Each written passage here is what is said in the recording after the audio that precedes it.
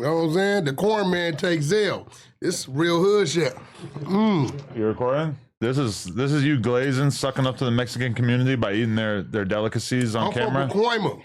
Yeah. The corn man. I'm good on the corn, thank you. Appreciate Have you ever had one of these? This shit's incredible. I think I might have taken a bite or two before. We survived off this shit. Ugh, this is blasting out of your mouth. This is making me think about what you would look like doing something else. See, if I whooped your motherfucking ass right now. Yeah. No, because I was in an orgy the other day and a guy was doing a move called the corn on the cob or something. I don't even know what he was. Hey, bro, you really gay as fuck. No. You are, bro. No, it was men and women having sex. No gay stuff. Huh? There was no gay stuff going on. What you talking about? A man talking about some crazy shit. He had a move called like the corn cob or something. But I don't think I saw it. Because I was thinking it was going to be a girl with a dick like this. A move called the upside down pineapple. Yeah? Well. No. I was banging a chick with another dude, and the other guy grabs this little Asian girl and has her like this, and he's eating her while banging. Crazy shit I ever seen. He's got her up here, so this got to be on the promo clip. Pussy's right here. And is she straddling the arm, or is she? No, she's sideways. She's like right here, like, but to the side. He's holding onto her waist like this. Her legs are right here, and he's. It was very performative, but I don't know that I could necessarily do that. Oh, this is Uncle Laser's prime. Uncle who? Uncle Laser. Okay. So, I'm gonna be honest with you. I ate some of this everything 420 edibles last night. The Blue Raz lemonade, and I'm still kind of fried from it. Honestly, like I'm not all the way here right now. I'm not 100%, but I'm trying to hold it together. This coffee's almost out, so that's done. Boy, they must have gave you a bag. You stay pumping they shit. No, I just ate one yesterday. It's 250 milligrams. Everything 420. You can't go 7 minutes on the No Jumper news. I said they didn't give bro a bag. We don't even talk about it on the news. We promote it on the No Jumper show on Tuesdays. No bullshit. I saw you on the news. We talking about on the news too. Oh, look at your cool Incredible Diapers hat. Who? Your Incredible Diapers hat. My boys around the corner made it. The Fire Festival of Diaper Brands. We're both here recording early. Yeah, because I'm going on vacation for Thursday, Friday, Saturday, Sunday. So bro. I had to get this out the way. This is the second time you made that same trip. Something going on up there. It's the summer. And we're going somewhere north, not somewhere. Niecy going with you? Down south. Who's Niecy? Your daughter. How is that my niece? Oh, your niece. Okay. She going with you? Yeah. No, we're going to leave her home with the dogs. Are you taking a babysitter with you? No. So no babysitter going with you. Okay, you might be on good behavior. No, yeah. That's like because you and your girl have made that clear that if you have a kid, that you don't really consider it all that important that you spend time with the kid, that you're just going to kind of get a babysitter, wait till the kid's 6 or 7, and then you start to talk to it. No, we said that we would have, for one, the conversation started that we would have a surrogate. Mm-hmm. And the surrogate... Well, that's before the kid's born. No, but after the kid's born... You get a surrogate parent. We would keep the individual with us for at least a couple years while we moving around. They'd be with us. Why the surrogate? Like, why can't it just be a babysitter or a friend, an assistant? Why does it have to be the person that carries the baby? I look at it like this, right? And this is the way I see it. If something was to happen to us, right? Uh-huh. And let's say the surrogate felt like they wanted custody of the child, I would be okay with that. They have no legal ability to request that at all. But I would be okay with that if, like, we went down on a plane or some shit. Okay. You know what I'm saying? Isn't there like a family member that would make more sense? No, not necessarily. Surrogate really is just a random person. No, we gonna really map this thing out. So we've been. I can't allow her to carry the child. That's out. You haven't got to the point of surrogate shopping yet, have you? No. Oh, it's wild.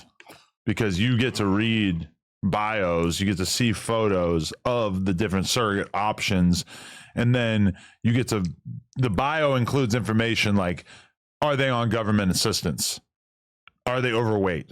What is their diet like? Do they drink? Do they, you know, and that's what's kind of crazy about it is that as of yet, Lena has not really been able to find a surrogate that she's really that hyped on because, you know, she doesn't want a big fat surrogate, right?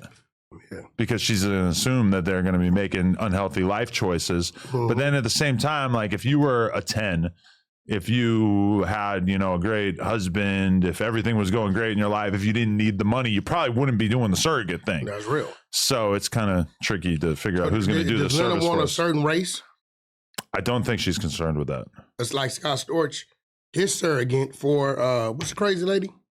Flo Rida. Their surrogate was Scott Storch's black baby mother.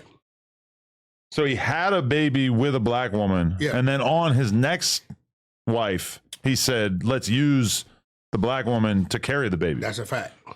I mean, being demoted from like baby mama, like actual partner to surrogate is kind of rough. What you mean?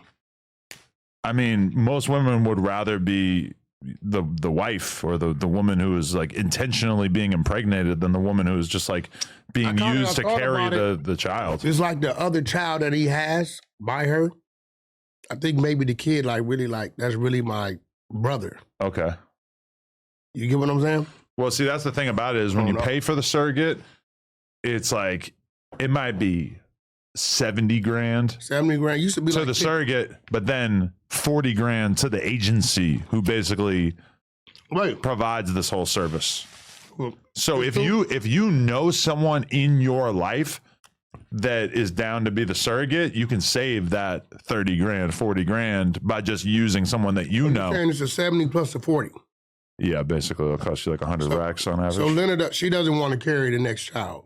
We're taking a break possibly for this next child. Then maybe we'll go back to her doing it afterwards. Didn't Jay-Z do that? Did Beyonce, how many did she carry? 1 or 2? I'm not sure. We know for sure she carried Blue Ivy. I don't know. I'm not really tapped in. And I know somebody else, because I remember them locking down the whole hospital for one of the children. Really? Yeah, I kind of don't pay attention to Jay-Z lore outside of his music. Why? You don't like Jay-Z? No, I like him, but I just don't really give a fuck about his family life or anything. I mean, it'd be on the blogs. Like shit. It ain't like we investigate. It be there. I'm just like, I don't know what his kids look like. Oh, okay. Well, you know what? I didn't know what they looked like until Kanye did some crazy shit. I had never had a conversation about his kids until Kanye said that shit. And then the fucked up thing is that I kept having people tell me like, nah, that's real. What's real? What Kanye was saying. What did Kanye say? I'm not repeating it, but that's what you do to people. I had a lot of people tell me like, what you do to people, right? Kanye is like kind of saying the truth. For the rest of you entertainers, what I just did to him is what he does to you guys. But you dummies fall for it and you say, I don't like to talk about people's kids. No, we ain't talking about that. T-Rell's kid is going viral. His son is a twerker. Huh? Let me get the fuck out of here. It was on Hollywood Unlocked. Huh? You want to watch it? Come on, bro. What are you talking about? He might have been dancing, bro. What do you he was dancing. He was twerking. What are you talking about twerking, bro? Like, what do you mean by that? I mean, you've seen twerking, right? Hey, bro, you gonna fuck around and T-Rell gonna pull up on you, bro. What's he gonna do? Tickle me? Take a shot? He gonna pull up on me parched. T-Rell, you brought that on yourself, bro. Yeah, he's talking about You're the new shit, right? But I'm a bigger man than him. Because I'm not gonna make content about his son being in a twerk contest. How old is his son?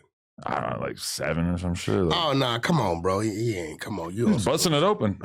I mean, but that's the thing is like when you don't have a strong male role model. We ain't doing that. You might just be a twerker. I thought his son was maybe like teenager. We ain't doing that. No. And then whatever you imagine the way he's going to be throwing it when he's a teenager. What do you mean, bro? He's going to be throwing it back. Bro, you do know that's a black man's son, right? Right. Man, the motherfucker crash out about this, Adam. You going to find out, What's man. What's he going to do? Huh? He's going to take a shot. He's going to pull up to my section. Glug, glug, glug, glug, glug. You know their whole thing is it was fake. And we know. Who? He said he never had an issue with Ack. No, he said he pulled up, he bullied the whole scene.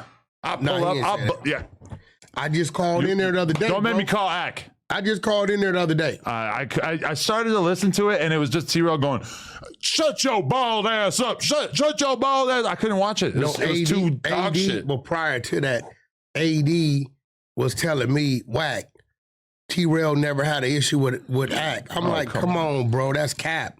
This is the world that we live in which you're able to publicly do an entire stream about someone beefing with them, and then after the fact say, oh, that was all fake. Like, what made it fake? It wasn't fake. In order for something to be fake, we'd need like some kind of demonstration, evidence. How's it fake? That wasn't fake. How's it fake? You was really on some, Act can't come out here. And he bullied the whole scene. Oh, this old shit. I know he didn't say that, bro. Ain't no way he said And I realize this is a tired subject, but the funny thing about it, the funny thing about the whole thing is that the reason why Akademiks and T-Rail had beef in the first place is because when they were talking about Dave Free pulling up on Akademiks to talk to him at the concert, T-Rail said that Dave Free punked him, that Dave Free was in his face, bitched him out, etc. And then the irony of that is that now that it's all said and done, T-Rail has admitted that he actually did not talk to Dave Free at all. What did I say? He had no clue what the conversation was actually like. What did I say? So he burned his whole relationship with Ak just to say something that wasn't true. And you can kind of imagine that Dave Free wouldn't be hyped on that either.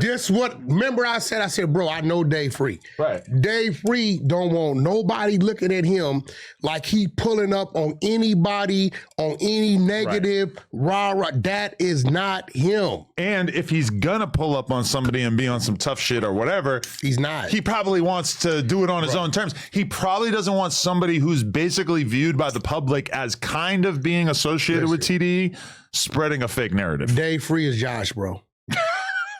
Don't do that to him. I don't know him. I don't even know what he looks like. I'm not doing that to him. Listen to me. Sorry. There's nothing wrong with that. Dave Free, look. You can't imagine Josh pulling up on Akademiks. This what I'm telling you. That's kind of hard to imagine. If Josh say I'm about to go talk to Ak, he means he's about to go talk to Ak. Dave Free is not saying, yo, let's take some dudes over here and ride down on nothing. He's not participating. This ain't no disrespectful shit. Dave Free he's a businessman. Right. He's an ordinary dude who's very creative. You know what I'm saying? He used to be the mastermind behind a lot of Kendrick like videos and stuff like that. But he's not a dude to where like problematic. Okay. He ain't doing that. If I told Dave Free, let's go over here and ride down on this fool, he's gonna be like, nah, we're not doing that. That's not me. Would you, I thought you and AD had the thing going on where he had challenged you to a fade. Who? Didn't AD say that like you and Ak needed a fade when that whole thing was popping off? He's scared of Ak. AD. Yeah, because he know if Ak don't want to. He challenged him to a fade. But see, I said AD. How do you feel that these dudes pressured you into burning the bridge and saying F Ak, right? And then turns around and runs into him. Takes a shot. He took a shot. He was parched. I don't even know if I should show you this shit though, bro. Oh, no. Because look, Ak told me, he said, yo, Wack, the dude is fucking asking me, could he come hang out with me and shit, right? Wait, T-Rail was asking Ak if he could hang out in Turks? Hey, bro, listen. Stop it. You're about to make my week. Hey, bro. Hell no. There's no way. That would be no. You see this smile on my face? This ain't no acting smile. This is a real smile. No. You're not gonna show me that. Listen, bro. Listen, he told me. I might need to eat some more of these edibles. Melt them down. Go put this in the microwave. I need to melt them down and drink 3,000 calories of cannabis. It's crazy. You don't have this. Yes, I do. It's taking too long. It's being knocked down. I'm not as hyped as I was like 45 seconds ago. Look, bro. I had to tell him to look out for him. That's the day before the yacht. That's why he let him go on the fucking yacht. That text is why if you call Ak right now, straight up, blind right now, and say, why did you let T-Rail on the yacht? Watch what he tell you. I told him to look out for him. He said, yo, this dude is asking me. Wow. I'm telling you. That's crazy. You see that? T-Rail was asking Ak to come on the boat after the fact. He's probably sick of being like, I feel like Paul Pierce was probably treating him like the pool boy. He probably like wasn't answering the phone. He probably tell him like, hey, can you go do a load of laundry? Take care of these towels. He probably like not answering the phone. You know what I'm saying? And like, hey, what we doing? And so, T-Rail wanted to feel like he had his own thing, but he didn't have nothing going on. Yeah. Like anytime I'm going somewhere with somebody and we got a agenda, cool. If the agenda's not sent to me before we leave, I create shit that we're doing anyway. Okay. Because I'm not going to be sitting around with my chick like, well, I'm waiting for him to answer the phone. Which way did we go? Which way? That's just crazy. I've never really been the guy who had like a rich friend and was sort of like just mooching off him. The closest, honestly, was like back in the day when it would be like, you know, Lil Pump going to a big ass Coachella performance and like you're like, but it's a bunch of y'all. You're like a few of the homies hanging out, but you're kind of like just waiting until whenever he's ready or whatever. And it was kind of like that with Juice WRLD sometimes too. Why did you and Lil Pump? Y'all was good, right? Y'all we're good still. Yeah. So y'all good right now today? Yeah. We've been talking. So y'all, I'm gonna go to Florida and film it. I want to do like a whole video about like what became of the SoundCloud rappers, about him and Smoke Perp and shit. Got you. Tell people. I was always wondering why did y'all fall out? Actually, like I didn't know for a long time, but then he ended up telling me that he basically was just pissed off because the No Jumper page was posting like negative narratives about him, and he felt you was in control of that. Yeah, which is, I mean, honestly, I have almost no involvement with what the fuck is going on with the No Jumper Instagram, but I mean, I understand how that was not attentive to his feelings, so I get it. Got you. What did you see the receipts that I posted from Drake speaking about Loose Cannon? Bro, this dude lied about his whole life, bro. Like one thing we can say, Big Gigi, his wife, she ain't bro. Because this dude, to me and you, he made it seem like there was a relationship there. Yeah. I didn't, I like, remember the Drake feature? Remember? Like, I'm like, I don't know where that came from, but Drake pretty much told you. I mean, he sent me the screenshot that proves basically that he has never spoken to Loose Cannon, that he doesn't know anything about him. And the messages that Loose Cannon was sending to Drake were not the kind of messages that indicated that they had ever had anything to do with each other off camera. Really, it was like Loose Cannon just begging for him to repost his content over and over. And I saw a clip in the Reddit or some, maybe on one of the fan accounts, that was basically Loose Cannon speaking from prison or from the jail about the fact that I talked about him last night. And instead of debunking me in any way or saying that I was full of shit or that Drake was confused or any of the excuses that he might have used that would actually make this make sense, instead his whole argument was, you seen it, they got to talk about me. They got to talk about me every week because they ain't got nothing else to talk about. Bro, God is good. They're talking about me. Let me ask you a question. A, when's the last time we talked about you? B, please stop lying. You are not the topic of conversation. If anything, me bringing you up right now the joke is useless because nobody gives a fuck about the Loose Cannon thing. If I had brought this information to the table 3 months ago, now we're talking. But as of right now, nobody is a so I'm sorry, Luce, but that excuse really does not hold water. Let me ask you a question. Sure. Because you're a guy that keep up with all kind of shit. Every time I come in here, you at this computer and you're researching.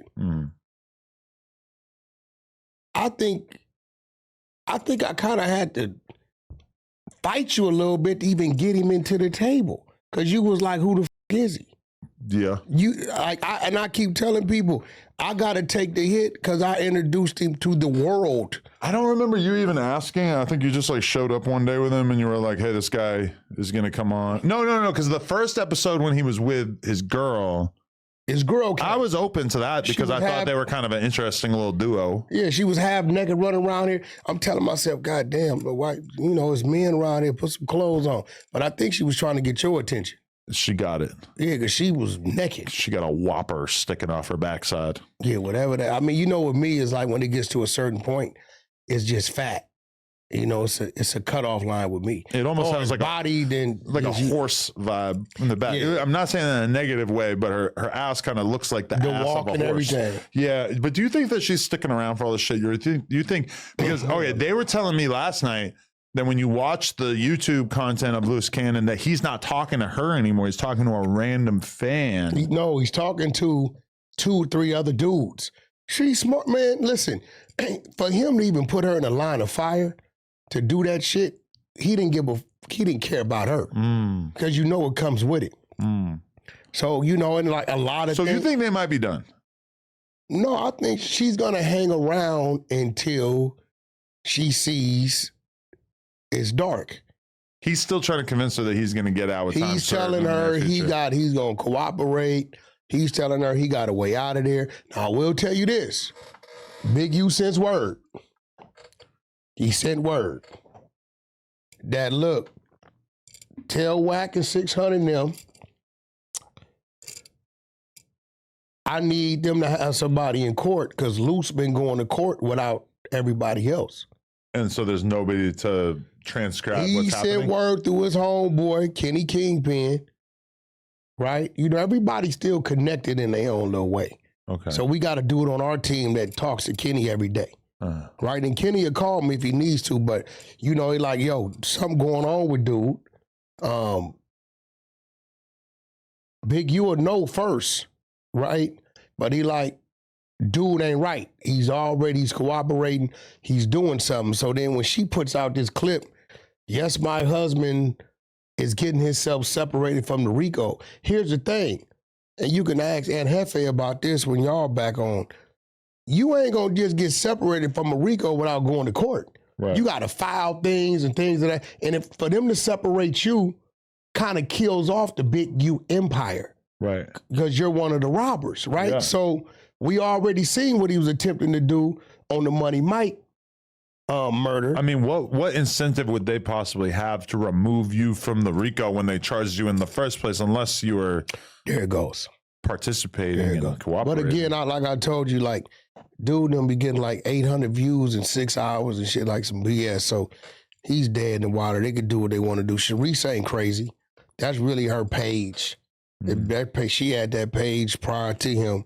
And the little dudes he got going on there, they ain't nobody. It'd be like, bro, what does it pay you? A 10-minute phone call, 1,000 views? Like, what do you? Honestly, you might make like $10. You know, well, he all right. You know, I think, yeah, that makes sense, right? Yeah, like he's all right. Listen, man, they dropped Shannon Sharp. Who did? They just fired him. I didn't even know that, really? Yeah, they fired him, bro. He settled with the chick for the $50 million, I guess. And then who dropped him? Oh, wow. What was that, ESPN? ESPN cuts ties with Shannon Sharp over settlement out of sexual assault lawsuit. I would have thought that the settlement would have made it so that they could continue to deal. That's what I thought. Because remember, you had a $100 million play on the table. Yeah. I thought she was dumb. She should have let him sign that, then filed it. But I thought him settling with her, some of the proceeds was that. Yeah. But I mean, we're in a world now where it's like, you know, how much does ESPN really provide Shannon Sharp with? He could just do his podcast. I don't really feel like he's that dependent on their cosign, right? Club Shay Shay, is that? That's him. That's him. Yeah. I don't even, what was he doing for ESPN? Was he just like doing like color commentary type shit? Whatever he was doing, they was paying him. Okay. I guess he's just like one of the commentators on the show, basically. And when somebody like ESPN drops you, across the board, it's gonna be a flush. Oh yeah. That makes everybody else scared Yeah, to work you're with not, you. yeah, you're not finna. So yeah, he hasn't been on the network since April, but yeah, they got rid of him, which is too bad. But I mean, really, at the end of the day, like, I don't feel like he's all that dependent on that. The right wing sort of like, you know, political world is so full of people who are not advertiser friendly in any way, could never be on camera on behalf of an ESPN or a Fox, and they're still doing quite well for themselves. As long as he has fans, he'll probably go in more of a crowdsourcing type direction where maybe he's getting, you know, his fans to give him $5 a month or some shit like that. Or maybe he just leans more into the ads and everything. Because in reality, I feel like his shit is like very strong on an independent level. Yeah, definitely. His views is crazy. How you feel about Trump saying black people built this country? Did he say that? Yeah. What, recently? Yeah. I mean, there's no denial that some percentage of the manual labor in particular was done by black people in early America, but it almost feels un-Trump-like to even acknowledge that. He's always trying to draw attention to white grievances as opposed to acknowledging the plight of the Black American. Well, I think his balance is good. Trump tends to he'll come in, he'll do something crazy for white America to make the blacks say, hey, man, what's going on? And then he'll come in, pardon Larry Hoover, the blacks built this country, and then says, I'm going to pardon Diddy. Right, but everything that he does now needs to be viewed through the lens of are you doing this to take attention off of other things that you don't want to talk about? Because it feels like the Epstein thing is the one thing that his fan base is actually moved by. Joe Rogan, Andrew Schultz, a lot of these top commentators that have had his back for however many years are kind of looking at Trump now so you're not going to tell us anything about the Epstein shit. You're not going to release information. We have tons of information to suggest that you're all wrapped up in these files. And then meanwhile, you want us to care about random bullshit. You want to start talking about how Obama needs to be prosecuted. You want to talk about how the Redskins need to change their name back, all this shit. And even his fan base is looking at this we don't care. We want you to get to the bottom of this Epstein thing. And until you do so... Why? Because he promised for years and years and years that this was explosive information, that the Democrats had been hiding it. He claimed over and over and over that he barely had a relationship with Epstein. We're now kind of learning that Epstein might have been the closest friend that Trump has ever had throughout his entire life. So now I feel like Trump's fan base is finally really looking at him skeptically, and I don't know if it's enough to really ruin his base, but it feels like if the election were held today, this is the kind of thing that would actually really impact. It's too late. He already in there. Yeah. But and I'm gonna be real.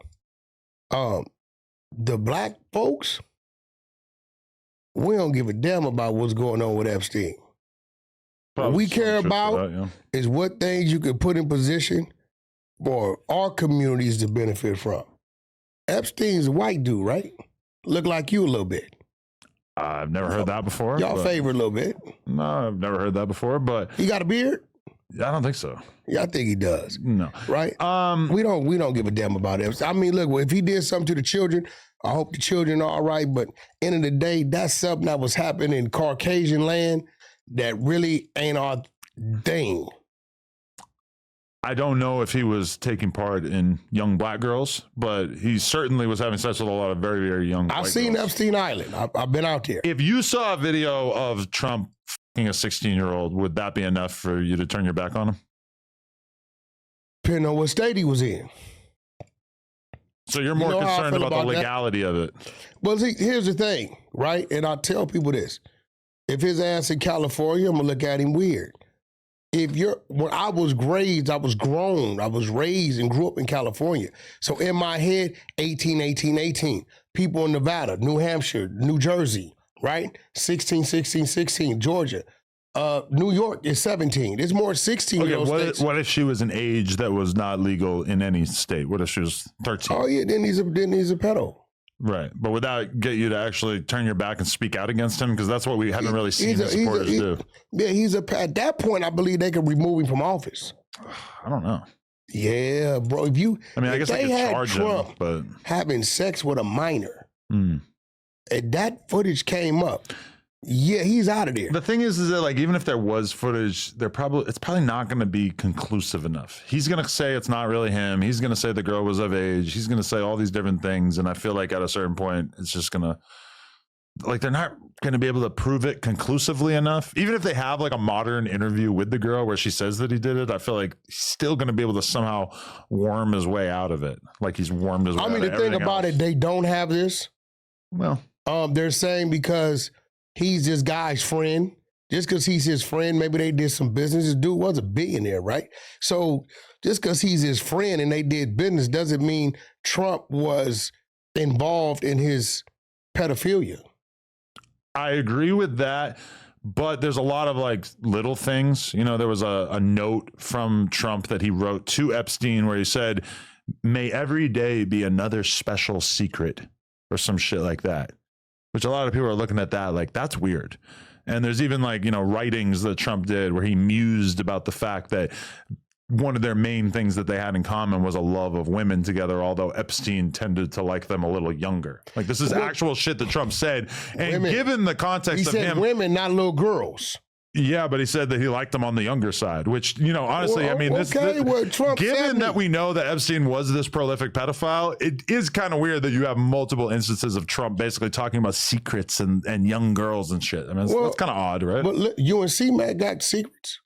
Crip Mac? Yo, you and Brick Baby got secrets. What are my secrets with Crip Mac? I don't know. I'm pretty sure it's things only you guys talked about. You're implying that me and Crip Mac have done gay things together? That ain't what I'm saying. No. That's not what I would never say that. I don't think Crip Mac's gay.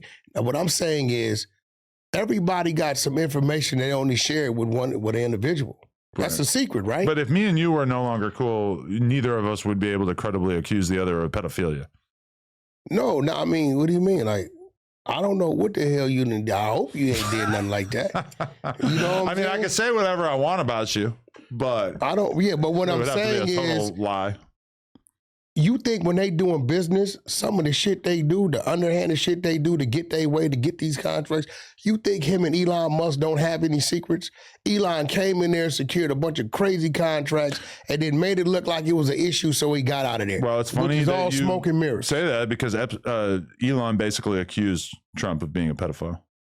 He said those words? Not those words, but he said Trump is in the Epstein files. Okay. A lot of people's in the Epstein files. Remember that whole list came out but the thing of everybody that been to the island? Everybody that been to the island didn't participate in the activity with the kids. But keep in mind, Elon said this at the peak of them beefing. And the thing is that we already know that Trump spent tons of time hanging out with Epstein. That's not news. So that's not the slam dunk that Elon was suggesting. But he did say that he was in the Epstein files. And this is the other thing, is that the Epstein files are the thing that Trump refuses to release, and people like Dan Bongino and Kash Patel, et cetera. These were all people who were very, very vocal about Epstein's list being released once Trump came into office, and now Trump's base feels very betrayed because he's not willing to provide this information. And Trump is actually lashing out at his fans for wanting this information that he previously told them that they deserved and that he would introduce to them. I'm not somebody who was terribly invested in all of this beforehand. It's only now, seeing how guilty Trump and all of his subordinates are acting, that I'm like, oh, okay, well, it seems like something fucked up is going on, because you guys all are clearly trying to draw attention away from this and are not handing over the information that you claimed like a few months ago that you had. See, I knew it was a cover-up when they came with the Martin Luther King files. Yeah, exactly. There's another thing that nobody gives a fuck about. When they came with those files, I said, okay, they're trying to keep some attention on something else. Yeah. Now, my thing about it is this. Now, walk with me.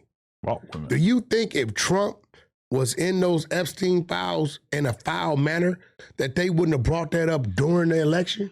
No, for sure. Because, I mean, keep in mind that Biden's in office. Joe Biden was in office until very, very recently. Now, do I think his name is mentioned in there? Do I think he did business with Epstein?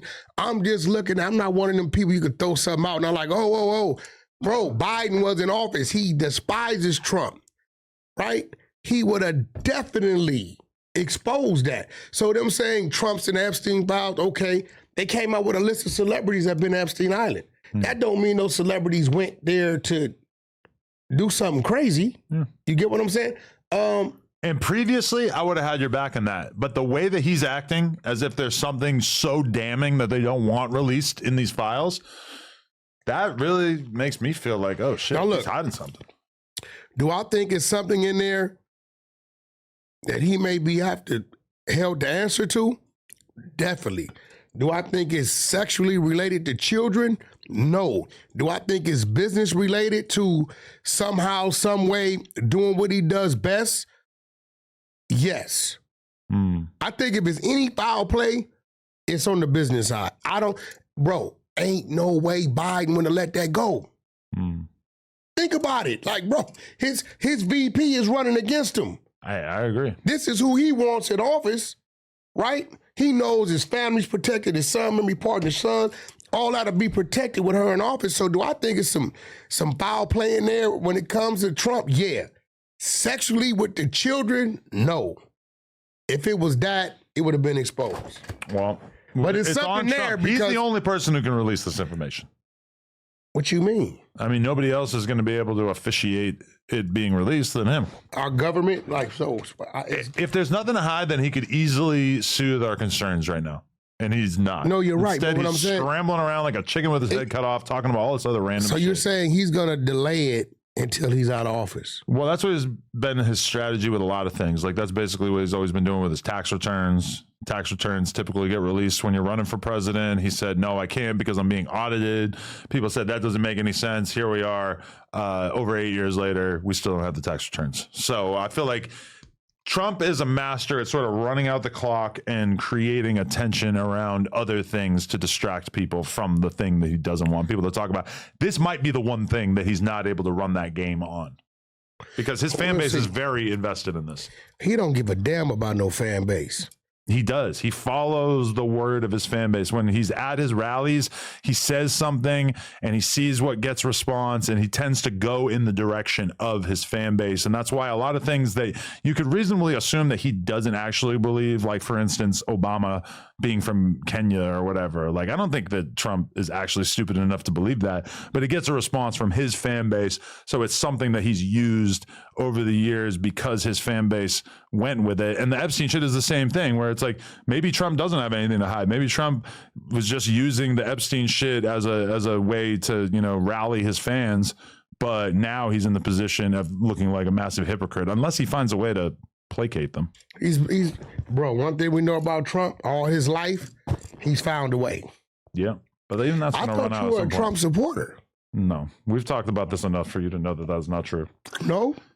I mean, there's things that he's done that I'm in favor of. Oh, okay. I think we should have built the wall. I love my Rasa, but I think a wall would have been nice. I think that the way everybody acted like the wall was so offensive is kind of crazy. So you're anti-Mexico. No, I'm anti-illegal immigration though. Hmm. I think we need a tight border. So you're with the ICE people? No. You're pro-ICE? I think a lot of what they're doing is kind of gross. But I think in general, we need to be very strict about our border. And I think the wall would have easily accomplished that, or, you know, something that's effectively like a wall. Instead, the Democrats rallied behind the idea that the wall was racist. And then Trump basically won this election because he was stronger on immigration. The left didn't really have a way for them to say, like, yeah, we care about immigration, once they had called the wall racist for all those years. And he barely talked about the wall this election cycle. Yo, 4 extras looked at my story. Couldn't believe it. Oh, shit. I left him a message. What'd you say? Stay focused. What is he focused on right now? No, whatever it is, I told him I might have told him get focused. Uh-huh. But he left me. I was like, oh, shit. All right. I haven't heard from him. Uh-huh. You know what I'm saying? I haven't heard from him. I haven't heard from him either. And apparently he doesn't seem like all that concerned about doing an interview or doing any kind of content. Nah, he knows you're a snake. He knows that. How am I a snake? I'm the one who was paying him for all those months. He's the one who decided that he had greener pastures out there and that he was going to go get cashed out for doing another piece of content somewhere else. I mean, he would have got the money if you wouldn't have blocked it. He would have kept getting You paid by shouldn't me have all blocked it. these You months. went on the news talking about, hey, I'm cool with it whole time. You blocking shit. What did I block? 2-3 of his opportunities getting paid. How? The only person I talked to was Vlad, and Vlad told me that he had already rejected the amount that 4Extra was asking for. Why you didn't offer him something? Because I had already been paying him, and then he did not contact me or offer me this content in any way, which made me feel like, why didn't you just send in an offer? Who am I going to send it to? He didn't respond to me. Changed his number, actually, after he blew his hand You off. could have sent it to Lupe. This is my thing. I don't chase pussy. I'm not saying... Don't try to twist this metaphor. Yo. But I'm saying... No. There could be the baddest bitch in the world, and if I got to fight for it, Hold on. I don't want it. Yo, Adam, you know, let me tell you something. It's a metaphor. I got a call from my homeboy, right? I grew up with him named Tremaine Barsman. And I lost communication, and somehow he ended up moving to LA and being from Rolling 60s. I had no idea until about a month ago, right? Okay. He did about 20-something. He calls me this morning and said, hey, you know, I know you. We grew up together. I said, what? He said, Adam has no filter. He's a white dude who will never comprehend loyalty like that. So, you just made me The realize. only loyalty that I'm being asked to abide by is like the most insane, manipulative bullshit. You just referred to 4 extras as a bitch. No, I did not. You see, I speak as if I'm talking to adults, and you're going to interpret what I said as if you were a child. You always refer to your chat. It's a metaphor. Right? No, yeah, but see, I'm starting to understand. Hey, and for the record, though, anybody can take it however they want to take it. See, I don't give a fuck. See, that kind of shit. See, that again, shit. I'm talking to grown-ups. I'm not stooping down and communicating like a child. We're talking about a man. No, but I'm just saying. So we should never use. It's a metaphor. So I'm not saying he's a bitch. I'm just saying no matter how hot a girl is, I'm not chasing her. But what I'm saying is, when we're obviously talking about an individual, your mind doesn't register. Don't say this now. It's a metaphor. Yeah, but all metaphors ain't designed to be said about certain shit. But I'm getting it. See, you're really in front of me, and I can see that you're really like, what the fuck you talking about? You really not comprehending. And it ain't your fault. It's just that coming from where we come from, and to you like, hey, bro, I'm using this as an example. I know what we're talking about, but what I'm telling you is because you used it while we were talking about what we're talking about, we're going to take it like you're calling him a bitch. No. But I wasn't. I'm telling you. No, I hear what you're saying. I'm using a woman as a metaphor. So you don't understand that I'm saying? No, I get what you're saying. I get what you're saying. I'm just saying that's how like a fifth grader would interpret it. See, now you just took another shot. No, but I'm saying by the time you were like, by the time you were able to graduate high school, I think that you should be able to understand the idea that if I'm doing a metaphor, I'm saying, Wack, a podcast is like a sandwich. You've got your bread, you've got your vegetables, you've got your meat, you've got your sauce. That's different. I get that. And I think that you would be able to understand and not say, well, Adam, a podcast is not a sandwich. You can't eat a podcast. That's not where I'm going with this. Where I'm going with this is... No, this is exactly... No, I'm not. Because I get that, right? Nobody would take it kind of way. When we're talking about an individual man, and we're talking about an individual that we knows sees shit one way. Let's come down, right? We both understand 4 extras, I think, right? Yeah. All right, so for us to be talking about this man... And for you to reference anything that has to do with a bitch or a woman, I think you could have found something else that fit and was a little more appropriate. I get what the sound was. You get it. I get it. Because you're going to say, this is like the bread and this is like the meat. And I get it, right? The reason why that is the metaphor that jumps into my mind immediately is because... You're an asshole. It often occurs to me. That's why. Just say it. No, all of my... podcast co-hosts are kind of like little different mini romances. You just did it. What do you mean by that? What is a mini romance? In the sense of like, it's not like I'm actually having sex with most of my co-hosts. Obviously, there are exceptions like Brig Baby, but like what I do it's kind of like you meet someone, you form a bond, a connection of sorts, and then, hey, maybe that person decides at one point that they want to go find out if there are better opportunities out there. Maybe they don't want to be in a relationship with me. Maybe they want to go and try to see if they could form a relationship with somebody else. So you don't. That's okay. That's fine. They can do that. So you haven't. I'm not going to chase them. You haven't really sat back and thought about anything that may have rubbed him the wrong way. No, if you could do anything different, let me ask this. Yeah. Would you have done anything differently? Yeah, I would have teleported to Vernon Avenue and I would have yanked the M80 out of his hand and I would have thrown it all the way to the ops side. No, I mean, what am I going to do differently? I'm just asking you. The only thing that I'm aware of. You would have handled it all the same way, didn't it? The only thing that I'm aware of that he's mad about is something that I would not apologize for and I would never compromise on, which is I do podcasts and we talk about what's going on. And sometimes I might be doing a podcast with someone who doesn't get along with somebody else. And I'm still going to have a conversation with them about the thing that we're talking about. Out of everybody you sat down with, right? And I'm not even talking about you sitting down with them, right? But I think I would have controlled the Gumby slander at him. How am I going to control Gumby? Listen. Gumby's his own man. I'm not saying you sitting down with him. It's whatever. Gumby, he's a funny dude. You know, he's a character dude, right? But I think when it came to him attacking 4Extras, I think that the King Pill shit, he had been coming in. For the record, though, that was way after 4Extra had already cut ties with No Jumper and stopped speaking to me, because the original thing, like was the King Pill Munchie conversation, that's like a month before the Gumby episode or whatever. That's a given. The King Pill Munchie B shit is a given. Right. That's been going on. But then, like, Gumby is someone that I had been trying to get on the podcast for a couple months at that point. We finally made it happen. The idea that I would censor him talking about 4Extra's hand. I mean, why would I do that? What the fuck? Like, well, I think he can talk about it. It's in the news. It's not like it's a secret. No, let me tell you what's happening, Adam, and I think you don't understand this.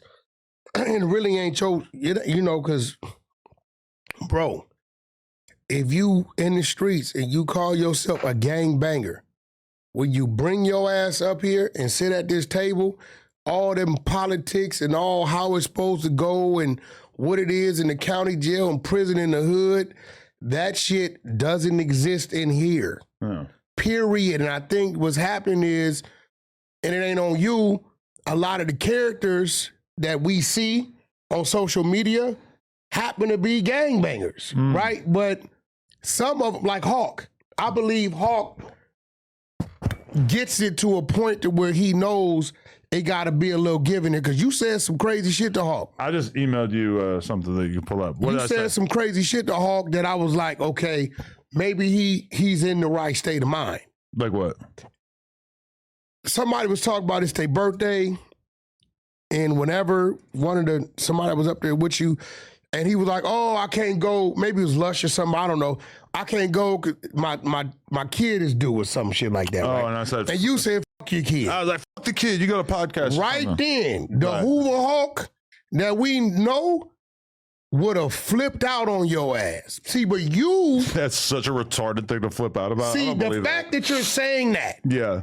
I think I'm the only one that can really isolate the crazy shit you say. I love that I do a podcast where it's so obvious that we are joking around, that we're having fun, that offensive jokes are part of it. And then we have a whole mob of fans out there that are so committed to finding offense in everything. They want to sow division between the hosts so bad. And then the hosts don't give a and they're just like with the pitchforks just rallying. No, you have to be offended by this. It's so pathetic, and we shouldn't even be giving airtime to these kind of pathetic opinions. Okay, you done? Sure. Okay, now Hawk mentions he has a kid on the way. I can't pretend. You tell Hawk, and you're saying it was out of fun. Fuck your kid. I would love to see it so that we could actually show how obviously sarcastic I was being in the moment. It out of fun, though, because right? Hawk's opinion, or what he said, is he didn't hear you. I'm not gonna. No, I seen like a comment where he was responding to somebody talking about this, where he said, like, I'm not gonna get out of pocket over something that was obviously a joke. What the fuck is wrong with you? No, he didn't hear you at the time. No, but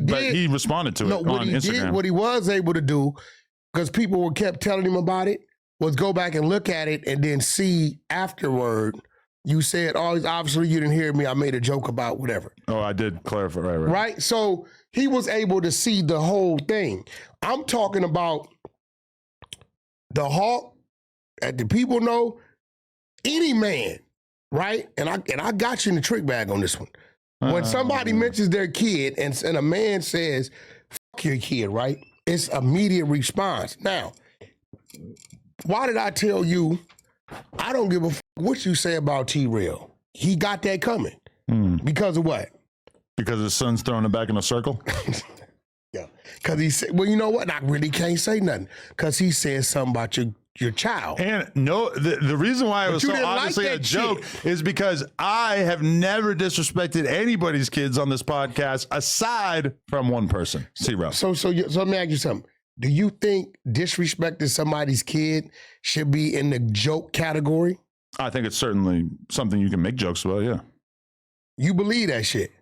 That you can make jokes about having children? Yeah, of course. No, about somebody's kid.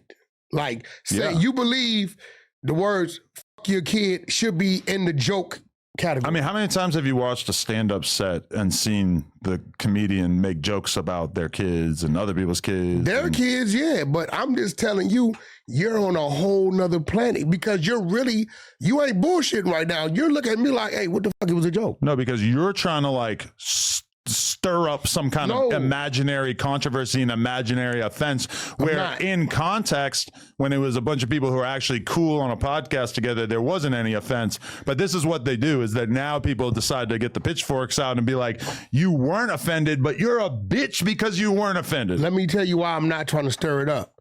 The picture I'm trying to paint is that where you're at mentally and how you see shit in your world 4D chess, is totally different to how we take what you say.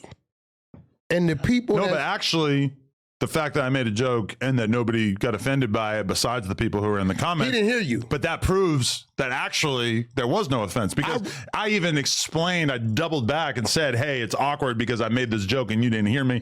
And so nobody laughed. Except I explained it to him and he still didn't give a fuck because it was obviously a joke. Listen. And friends can joke around with each other. He's not your fucking friend. Y'all just met each other. We might not be at full friend status yet, but I believe that if he would have heard you initially, he would have reacted another way. I don't think so. I think we would have got that it was a joke. No. You want to call him? I don't care. This will call him. Now, do I think you was playing in your own twisted ass way? Yeah. You burnt out like that.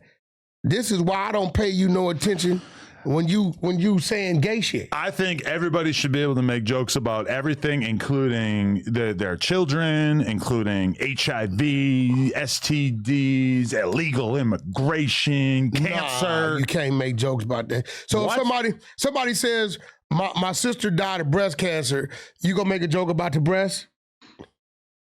If the joke was good enough, then I think it would be acceptable. See, you're fucked up in the head, bro. Why? Some of these things, it's just you can't joke about it. I have a bunch of family members who died from cancer. Yeah, okay. I don't think cancer is off limits as far as something you can make a joke about. So if your aunt died of cancer, you would joke with your uncle about his wife dying of cancer? No, I'm talking about just joking about cancer in general. Like as if there was some joke that was about cancer and it was funny, and then someone's aunt died of cancer, that joke could still be funny outside of the fact that you personally dealt with the trauma of somebody dying. So hypothetically speaking, your aunt dies of breast cancer, right? Would you tell your uncle, well, how long did you expect her to live with a rotten breast? With a rotten tit? I mean, it's not funny, but if it was funny, I can imagine it being funny. And you would say it. Some shit is just off limits. Is anything off limits to you? Not if it's funny. I think as long as it's actually funny, then you should be able to joke about anything. Okay, so you do know, right? On some real shit. Now, hear me when I say this. I got to respect what you're saying about you because it's you. Mm-hmm. You're saying as long as it's funny, it's not off limits, although somebody may be offended by it. Okay, so that says that if it's funny that somebody beating the shit out of you and slugging you with a hammer, that's not off limits either. That's funny, right? No, because some people may take that as being funny. Let's do the actual example of this. Let's say that tomorrow I'm leaving here and I get jumped and they beat the shit out of me with hammers. Yeah. Some people may think it's funny. Are we no longer able to make jokes about someone getting beat up and attacked with hammers? No. No, that's still something you could potentially joke about. Now, would it be funny if immediately after I was beaten with hammers and I'm in the hospital, if Donnie hopped on Instagram and said, LOL, Adam got beat with hammers? No, that probably wouldn't be funny. That's what you let happen to 4 extras. You just, see? What? That's what you let happen to 4 extras. How? You let Gumby sit here and say what he said about, they called him like, they said some crazy shit. I don't know what they said, nubby and some shit. Let me explain it to you in a way that I think you can understand. No, bro. See, do you understand the concept of a platform? No, I get all that. Like when you get on, what social media are you primarily on? Instagram. When you get on Instagram and you say something crazy and you get out of pocket, nobody looks at Mark Zuckerberg and says, how dare you let this person be on your platform saying these terrible things? They report it. Well, some people might report it, but I don't think anybody actually thinks that Mark Zuckerberg is nobody's ever gone to Mark Zuckerberg and said, why do you continue to allow Wack 100 to say things that he does on social media? Now, when I say that, I'm saying Gumby on here making jokes about Foresh, I view it the same way. It may be a platform that I own, but I, except for extreme cases, don't feel like So it's you my get job beat with a hammer. to litigate speech. You get beat with a hammer. Okay. You get beat with a hammer. Beat you with a hammer. You in the hospital and they go fucking put up a post of somebody hammering a nail and tag your wife and say, how's your day? Would you that think sounds like the kind of joke that absolutely people would make. And do you think that would be appropriate? I don't think that I have any room to tell random people on the internet what they can and can't That ain't joke what I'm about. saying. I said, do you Now, think if it was my appropriate? close friend, okay, yeah, I think that's inappropriate. That's not really what a friend would do. Do you right? think you and 4X's were close friends? I would say that he had basically told me that we were very close friends. No, yeah. What he told you. See, there go the problem, y'all. I think we were friends. I'm sure. asking you. How Very did you? close friends. Now you're kind of getting into the territory I might not be comfortable with. That's you and Brick Friends, Baby. You sure. and Brick Baby because y'all did gay shit sometimes. Yeah, sure. Okay, so you think he took it a little more serious than you did? If he thought that we had the kind of friendship that meant that I wasn't going to have a conversation with him blowing one of his appendages off on the podcast, if he thought that that was the extent of our friendship, he was confused because I don't really have that kind of friendship with almost anybody. We talk about the news on here, and I'm even think it's down only to a talk couple about people up here. Huh? Josh or Remo, maybe. What about them? Them probably Mikey. It's only. I think your close friends are the people that's really a part of the internal workings of your business. Yeah, probably. Everybody else is expandable. I prefer for my close Right. friends to really like not have anything to do with No Jumper. Ideally, that would be great. Like I used to have all my like when I first started, it was like, oh, I'm going to hire all these people that I'm friends with, and as time goes by, you find that it's actually a lot better to employ people that are not that don't feel like they have that sort of relationship with you. Now, do I feel like I have friendships with a lot of people who work here? Yeah. But also, I don't want it to become so close that they feel like they can manipulate and take advantage of me. Now, if it's what's good for the group, what's good for you is good for them too, right? So if you say slick shit about them that you think nothing wrong with it, they can say slick shit back. Can they say slick shit back to you in the same lane as you did to them and not have to worry about any repercussions behind it? You're talking about the hosts on No Jumper? Anybody else, like if you pop it and Hefe and you say some slick shit about that he took offended, right? And you know he didn't say nothing, all right, fuck it. Can he pop some slick shit back at you and you say, and he says, hey, I thought it was funny. And you like, hey, bro, I don't appreciate it without you. And I actually feel like a huge percentage of what we do on camera here is basically like talking about jokes, conversations, etc., and deciding if they were, for whatever reason, appropriate or not appropriate. Like that's a huge percentage of the oxygen that is expanded on this podcast. So for sure, yeah. I mean, if I offend Dan Hefe and he wants to joke back at me, and then I could assume we're going to end up having a whole prolonged, drawn-out conversation about, was Adam's joke funny? Was Dan Hefe's joke funny? I mean, sure. So long as it leads to content, you good with it. Well, that is kind of what we're doing here. No, I'm asking you. So, I mean, I have people on the podcast. You don't even have to say somebody I'm cool with, like Aunt Hefe. Like the Gumby thing was kind of like, I had him on the podcast because he had kind of put himself out there as an adversary to me. So that's me inviting somebody on the podcast who I knew was going to be talking shit to me. And that's why I invited him, because I knew it was going to be good content. Got you. No, he's definitely a funny dude. I'm curious about what Hawk would say. You and Gumby together. Gumby just text me. Not homies. Will you and Gumby do an episode together? Yeah. Woo! He just texted me right now. That's what I'm talking about. I like that idea. We've been communicating. But okay, here's the question about Hawk. Look, we've been communicating. There it is. Gumby. Why are you talking about Shooter? What's going on with him? Did he beat that shit? Yeah, he was on here. I kind of helped him. He came on with G-Face. I helped him a little bit. I helped him. He, them charges he had ain't as serious. Damn, What, it was Robin T. Grizzly's crib? That ain't one of his charges. Charge, you remember he had to shoot. He shot somebody, yeah. The dude, is he going to beat that? Is he going to be out? He's going to be all right. For real? He's going to be all right. I knew both parties. He's actually getting out.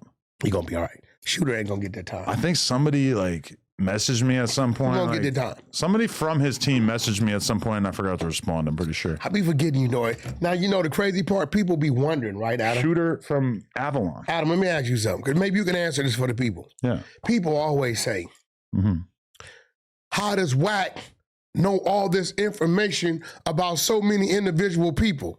How do I know, Adam?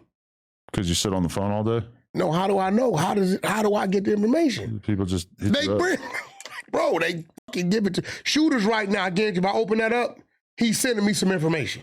Really? Watch. You see, I haven't opened it up. I'm opening it up. I guarantee you, his little ass is sending me something. Shooter. Look. What is he saying? He said it's the same paperwork from 2019. Bro! Case closed. Look, you seen it was a blue dot. And people be wondering how does Wack people. I had a dude call me this morning. I recorded this punk ass, so I want you to hear it. Trying to give me some information on a motherfucker I ain't never heard of in my life. I say, what's But yo, did you see this? what's that? So, okay, I don't know. How do I make it a little, okay, there we go. So basically, I'm looking at Forextra's Instagram story yesterday, and I see this, and it's a repost of what somebody else posted, but it's basically a clip of Forextra talking about the fact that he doesn't drink and smoke.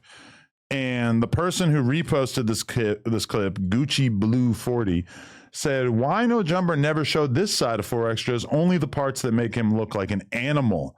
And so Forextra reposted said this. he never drink and smoke. And well, that's what I'm saying. I mean, I feel like I personally had Hold on, that conversation with him like hold on, 3-4 times hold on. on here. Now So, I got number to one, defend you. That's crazy. Now I got to defend you. Sure. Look, for extras, ain't no script. We get a few bullet points if we want to talk about that shit. A lot of times we start talking and we, out of 20 of them, we might hit 3 or 4. For extras sat here and dictated who he was and how he wanted to be seen on camera. Right. Nobody met with bro and was like, hey, we need you to go in there and go crazy. Because I don't even think you knew he was going to go as crazy as he went. For sure. I mean, I told him plenty of times, like, I tried to get him to talk about all kinds of beef, drama, and he wouldn't talk about it. Now, not smoking and not drinking, he talked about said that all the time. If anything, to me, it was kind of like, okay, do we seriously need to keep talking about this? Because this is kind of boring. We already get it. You don't drink, you don't smoke. It's like at a certain point, we were trying to offer him money. Like, would you take this amount of money to get fucked up? Not that we actually wanted him to. I very much think it's a great thing that he's sober. But when I saw him reposting this, that really made me feel like, oh, okay. So when we do hear from Forextra again, when was this? This was, I think, yesterday. It was like yesterday morning. But either way, it made me realize what Cam Capone gave him. maybe, no, the actual interview, there's an old interview that Forextra did. But my thing is like now, when we hear from Forextra, is he going to be doing the gimmick act of acting like, oh, no jumper made me talk about fades. He can't do that. I didn't want to talk about fades. I don't care about fighting. Fighting is bad. He's not going to do that. No jumper made me talk about. All I wanted to talk about was not smoking and drinking. For him to do they that, made me talk about fades. For him to do that mean he was a gimmick, and I don't think he's a gimmick. But by him reposting this Instagram post, no jumper was trying to make you look like an animal, man. Not this interview. This part, no. If Forextra had his way, we would have been talking about not drinking and smoking. We would not have been talking about fades. This is what this is saying to me. You didn't know about his face to even lead the conversation. He would have to. He made his name off fades. Let's be real. That's a fact. I mean, much like Aaron the plumber, who is now homeless. I mean, probably, he's like not doing that good for himself, it would appear.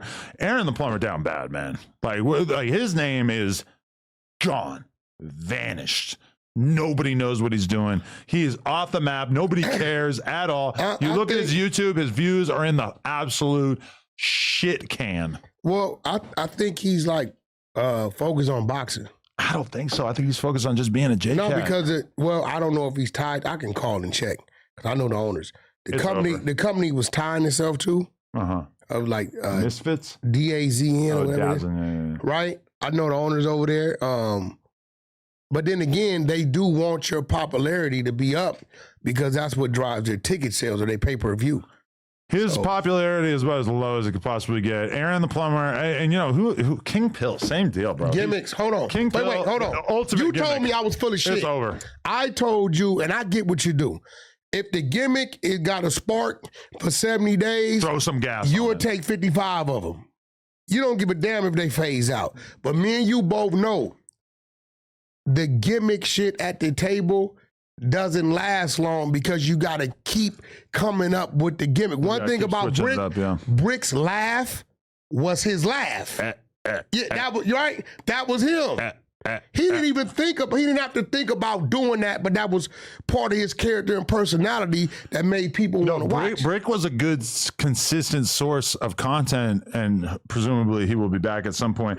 But is because he actually has an interesting, whimsical, funny, intelligent perspective on street shit. So somebody gets shot, there's some kind of drama, there's some story to talk about. A lot of people just have the most basic, bare bones opinions, and they'll just say, just like uninteresting things. Brick to me was always the one person who would say something that was more like what the most gangster dude you know would say off camera that would never say it on camera. And Brick would stay there and say the thing that is like, it sounds horrible. It sounds fucked up, but it's actually true. It's actually how things go in that world. Aaron the Plumber, on the other hand, is just a yoked dum-dum who has nothing to offer. He's just got muscles. He's talking about fades. Besides that, as soon as that wears off, okay, we don't care. At least 4 Extra kind of like got the heart of gold. I feel like people with 4 Extra more as a person. You know, the dude that was on his case keeps texting me. He has his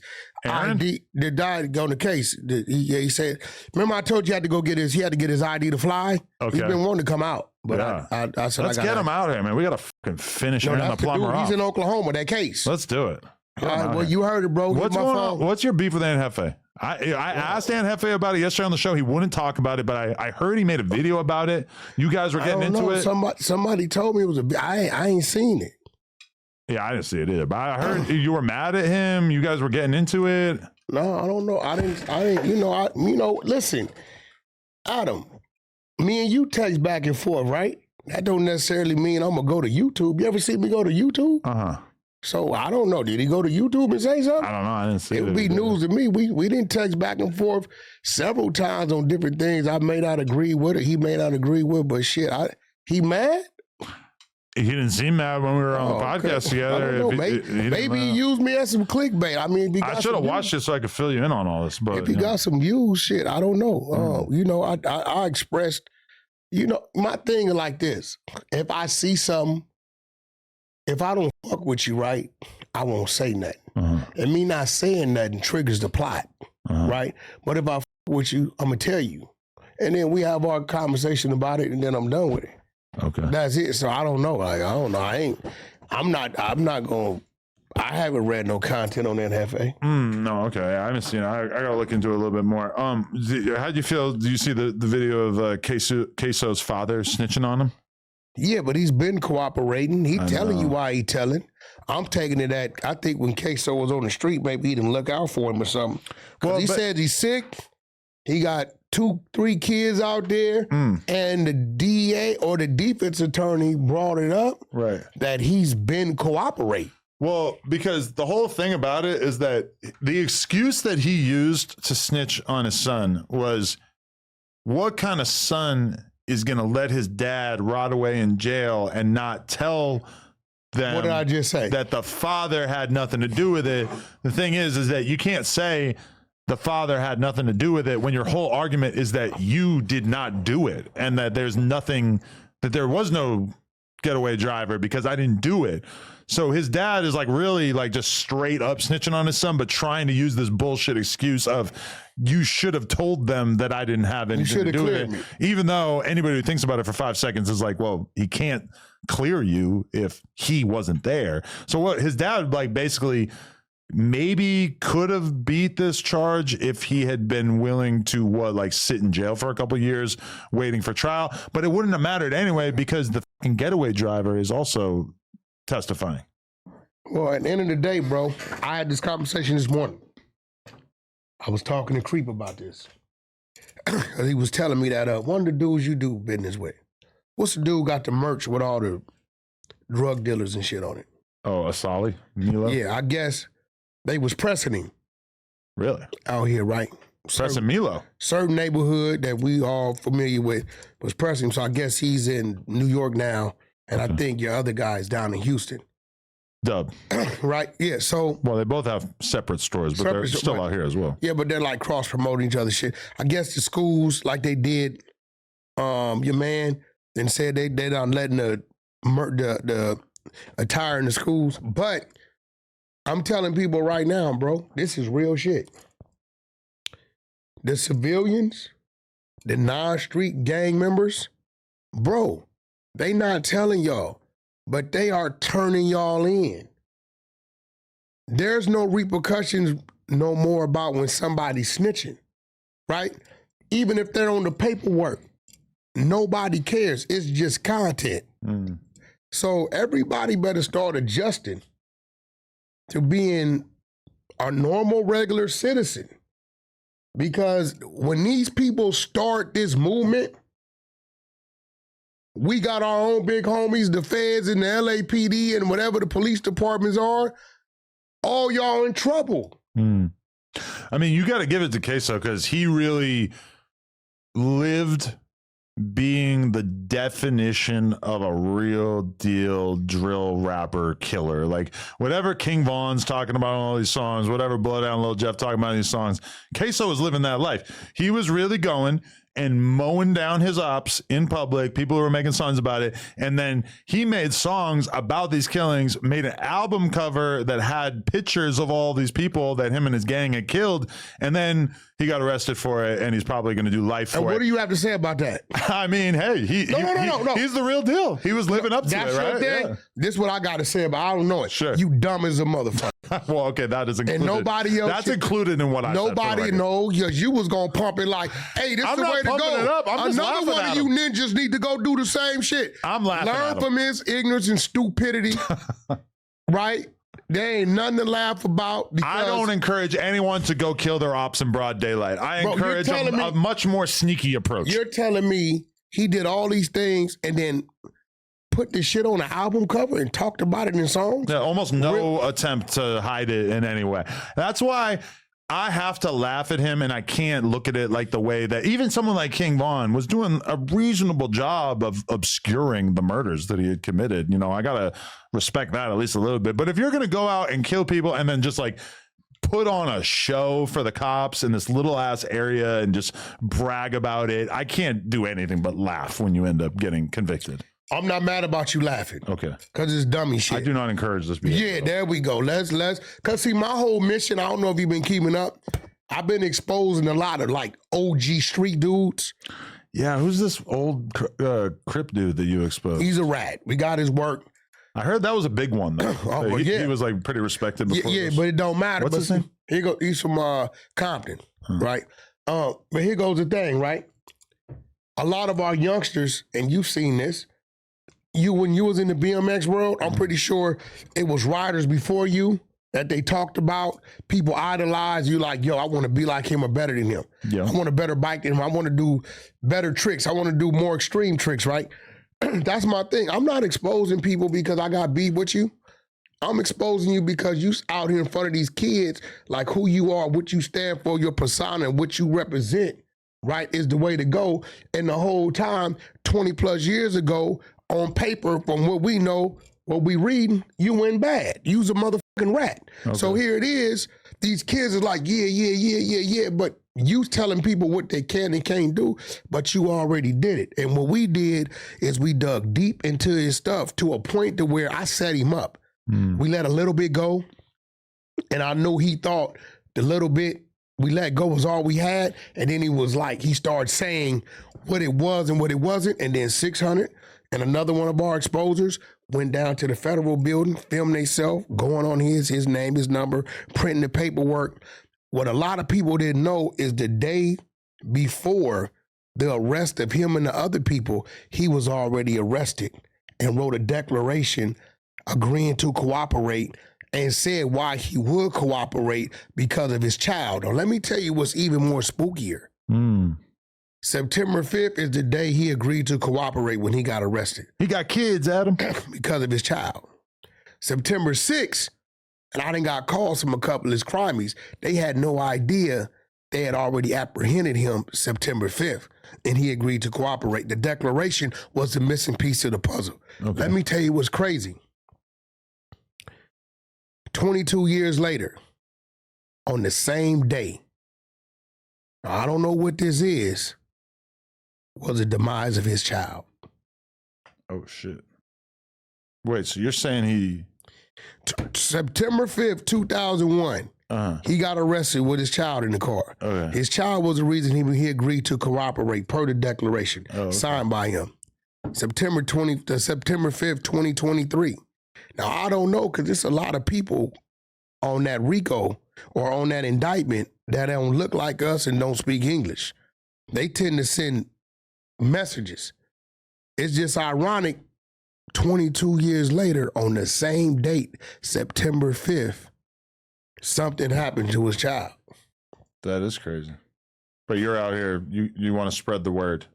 Oh, no, anybody, any of y'all, look, bro, any of y'all, you heard Freeway Rick. I did it to Rick. Like, bro, look, I don't respect nothing that you did. But so does Freeway Ricky have the image of a snitch now? He's a rat. Yeah, we exposed him. He told me to go get it. I went and got it. What would he say if in response to that? I got the paperwork. I don't give a damn what he say. We got the work. But I feel like he's not out here. Like if you were to interview him and say like, so you told, he's not going to go along with that, right? It don't matter. The paperwork says it. You ain't got to go along with nothing. Oh, shit. The paperwork is going to say you told, and that's it. Now, what we do have is we got a lot of the older dudes who like they see it, and we're realizing that a lot of the older dudes in this situation with this one last dude is making us go pull up paperwork on a few more, because the ones that act like they don't see what we're reading, usually it's because they told too.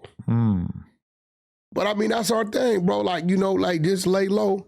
But if we see you out here perpetrating and influencing these kids, and we dig and look into you and see you went bad, your ass gonna get it. And people seem to be interested in that clip. That shit did like over 50,000. Crazy. Damn. Just me in the living room chilling. I don't know who the dude is. I gotta get familiar. Should I interview him? You can do what you want. He want to put some more light on him, because we got some more over here. We got to, anytime you file paperwork to seal your file, nobody from the streets is supposed to be filing paperwork to seal their file on the situation. You're not supposed to do that. Let me speak to the audience out there, just because I know there's some people that might watch the Adam and Wack show that don't watch the Tuesday show, that don't watch the news. We have something going on August 9th, where we are finding the next great No Jumper host. If you want the information, go to my Instagram, Adam22, scroll down a little bit. You'll see the flyer for it.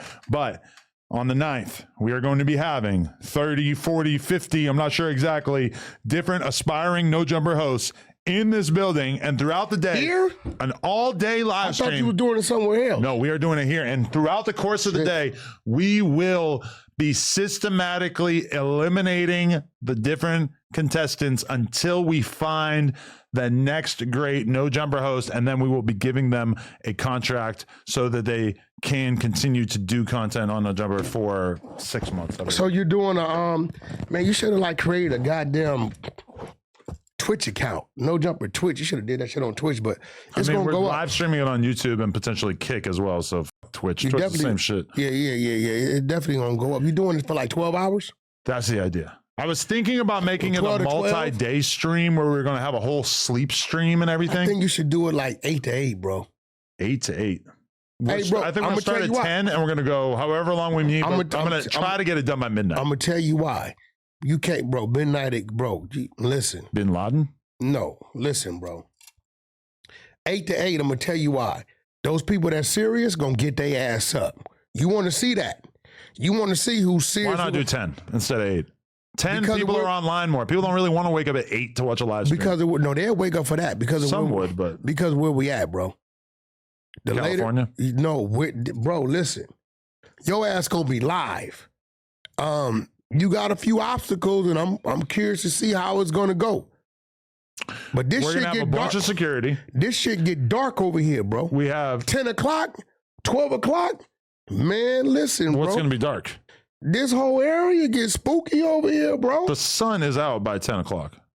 And at night, I'm fuck the 10 a.m. I'm cool with that. That's why I'm saying 8 to 8, because 8 is just. You think just being out here in the valley You're gonna at have midnight a bunch of randoms, bro. Like, really? No, the people would be systematically eliminated throughout the day, and our security team is going to be ushering them to their vehicles and whatnot. Do you think people just gonna leave? You don't think you're gonna develop a crowd? We're going to block off the whole parking lot so that there can't be any parking lot pimping, if you will, and that we don't have just like a parking lot full of goons fraternizing with each other. And one of the rules is that you can't bring anybody with you. Everybody's going to be searched, so no guns will be brought in here. If you do that, actually, I'm gonna be real.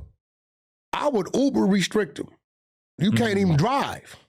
We thought about that, but the thing first is, of all, the parking. If you, bro, the parking is chill on the weekends. There's like barely any cars out here. Now, them coming by themselves might work, but if you don't, you're going to look up, bro. Listen, you talking about, you'll get 1,000 people coming through here. Well, it's not like we're giving out the address. It's like you have to get approved in order to be allowed to come. Yeah, but once you give them the address, it's gone. Everybody out there, please do not think that anything is going to happen to you. You are not going to be in danger physically. We are going to take care of you. Please don't listen to him. He's scary. I don't give a I'm just telling you about them because these people do not follow simple instructions. Oh, they will. When Big 22 is the one doling them out. And we've got our whole security team running the block. Who's your security team? Don't worry about it. Which, by the way, can we talk about what happened to your security over the weekend? What? Ain't nothing happened to my people. No, the Pitbull dude. Oh, just the other day. What happened? You met Pitbull. Yeah, you got a photo with me. I met him at that Blueface show. No. And here as well, yeah. Remember when Captain Tazariot was here? He came. What happened? Motorcycle accident, man. See, that's what I was saying. I was looking at his story after it happened. I want to beat his ass right now. Really? I really want to fucking wake him up and whoop his ass because he usually listens to me. And one of the reasons I kind of eased up of like nagging him about it, because the motorcycle club he joined, I know the president real good. Well, you know of him. Greg the Barber, the one knocked Suge out. Okay. Greg the Barber. And we're real close. And I told him, like, bro, like, because I understand the motorcycle set. I used to be on it. And it's like, I'm like, bro, he got a temper and his ass will go, and he's very protective of his people. So kind of stay in the middle of that. That's kind of what I was worried about, because Pitbull never believed in carrying firearms. He's so good with his hands. If he get up on you, you going to think your ass was shot. And, you know, I feel like if you're in your 30s and you really didn't have experience riding bikes, I'm not going to go try to do the shit you know how to do on them BMXs. Right? You shouldn't be on them. But I understood it. Like, you know, gave him something to do. You know, Pitbull, NOI, FOI. You know, it was another group of brothers, and he was part of a good squad, a good team. But I wasn't comfortable with him. And it's not even about him. It's the drunk drivers. It's the other people doing shit, and all that comes with experience. It comes with experience of knowing what to do. It's only two type of riders. Those that been down, those that's going down. I didn't been down. You know what I'm saying? So I done did all the dumb shit, ride my hog, doing 160, 170 miles per hour. And, you know, and I ain't got no fairing or nothing. I got I ain't got nothing. It's just me, right? I got a huge, big ass motor on my bike, but they said a female did a U-turn and ran into him, which leads me to believe either he was flying or he just wasn't paying attention. Yo, when I was 16, I had two of my favorite BMX riders die back to back. Joe Tissio, rest in peace, he died right before 9/11. And then this dude, Adam Armstrong, died probably by the time I was 18. He was another dude from New York. And I was a massive fan of them. And I remember at this young age saying, even at like 16 or 17, I said, I'm never riding a motorcycle because that shit is just so dangerous. I already knew mad people who had died from it. And every year that goes by, I get more and more confident in that decision because I've just known so many great people who died on motorcycles over the years. And I understand how much people love it. I'm sure it's insanely fun. I look at people who do it and I, you know, sometimes kind of want to have that feeling with the wind in your fucking hair. Bro, but man, I'm just, I don't think you understand. You know, Pitbull's just on the show. Yeah. We just called him Oh, what was the call? about Young Magnificent, and he's the one brought him, not Gumby. Right. That was Pitbull. We just a couple weeks You used ago. to talk about him all the time. But that's my daughter's personal security. Yeah, right. Now, here's the thing about that. Pitbull originally from Harlem 30's Crip. Okay. You know, he crossed over to NOI, FOI, Nation of Islam, Fruit of Islam. You know, he had rank. Fruit of Islam is the security side of NOI. They do security. Pitbull's work was with Kanye, Rihanna, Detail. He lived with Detail pretty much. Ray J, Brandy. He did security work. So for me to trust him with my daughter, and he's with her when I'm not with her. I'm talking about since she been like 14, right? That tells you something about his character, because everything about him says, Wack, he come from Crippin', you ain't supposed to, and all that. But it's just who Pitbull was as a man, as an individual. He defined himself as trustworthy, extremely loyal, cool as hell, humble giant, unless you were a threat to him or his people. And it's just like, it hit me, but it hasn't hit me because I don't want to believe it. Nephew was 36, 37 years old. You know what I'm saying? And I see he was trying to make his way. He got his top rocker. You know, you got to ride, get your top rocker, bottom rocker, then your actual patch. Only thing I can tell myself is, shit, maybe it's an honor to go early. Maybe we the ones in hell. You know, what I lost in the physical, I gained in the spiritual. Brother Gregory X as the Nation of Islam, Fruit of Islam knows him. You know, Pitbull was one of the ones that started the hunting side with me. You know what I'm saying? He got an original room over there, Good Burger, you know. So, you know, we got hundreds and hundreds of hours of clips of his voice and him getting into it with people. That's my birthday party, I believe, right there. Yeah, right. Yeah, you know, he's always very close to me, the family, and to everybody. You know what I'm saying? So, but yeah, man, I got that call like 1 a.m. I thought it was a prank call. Really? I hung up on him. Shit. The number kept calling, and they text me, and it was his baby's mother, Jasmine. And yeah, man, it was like, man. Nah, super sad, man. Yeah, I didn't get to hang out with him that much, but just being around him, He was cool as fuck. Hell yeah, it was super solid. Yeah. Yeah, cool, man. So rest in peace, brother Gregory X to the nation, baby Crazy O to the Harlems. You know what I mean? And shit, you know, gone but not forgotten, man. So wait, is this real? And yeah, rest in peace. But YBN Namir responds to Los Angeles boxer Christopher Lovejoy seemingly snatching his chain? No, what happened was some other people did what they did. They took Namir shit. Yeah, or what, one of his guys possibly? Because there's a lot of YBN chains. They might have got him. They crawled 600, thinking 600 could get in the middle of getting the chain back to him. Okay. And so 600 went and posted it. Hey, they got your chain over here. Boom, boom, boom. This was like maybe a couple years ago, 18 months, 2 years ago. Oh, okay. And I guess he ain't snatching. 600 ain't snatching nobody's chain. He was just trying to get it back to him, but I think they thought he was trying to sell it back to him. Oh, and I shit. think when he went over there, he like, yo, I think it's a better thing for y'all just to give it back to him, especially if y'all trying to get in this music game. Maybe y'all can kind of come together, because the dudes 600 met wasn't the ones that actually did the snatching. You know, that shit get to going down the line. And they like, well, who do we got that can middleman this? And 600 took his ass over there. I told him don't do it no more, because they can, you know, they can hit you with some of that shit like 2 years ago, but 600 didn't snatch nothing. All right. We got to help bring Namir back to his prior level of celebrity. I feel like people counted him out. We need him back. I feel like his music's pretty good. These dudes get 2 summers. You know what I'm saying? They get 2 summers if they're lucky. In general get 2 summers. Nowadays they get 2 summers if they're lucky, and you out of there. If you don't reinvent yourself to be doing something different, whether it's television, whether it's your touring, whether it's your merch, you know what I'm saying? You get 2 summers and your ass is out of there. Yeah, more often than not.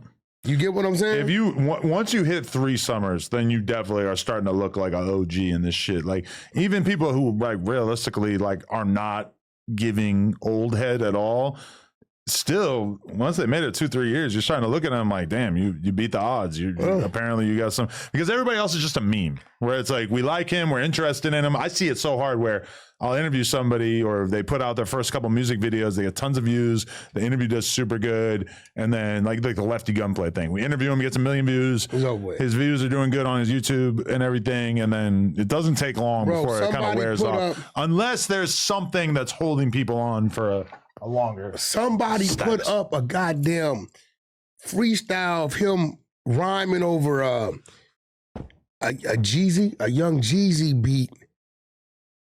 And people in the chat, I don't know, maybe they talking about fire. This dude is hot garbage. But I think his run is gonna be his character and personality. The rapper shit, I don't think that's gonna do it.